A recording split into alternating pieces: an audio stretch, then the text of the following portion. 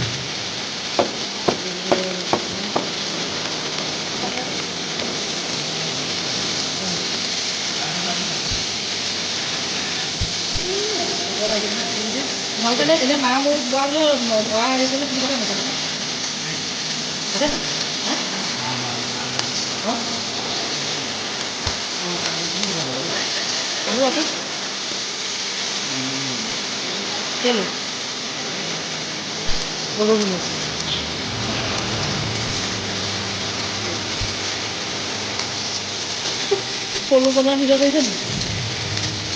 খাই লাগে নেখাব, আপোনালোকৰ মানুহ নেখায়।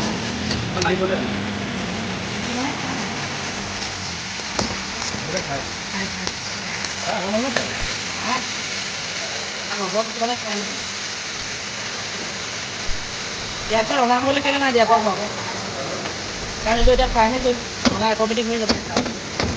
পিঁয়াজটো আগতীয়াকৈ ৰঙা কৰিয়ে যায়, কি হ'ব ন? দেউতাকে নাখায় নেকি?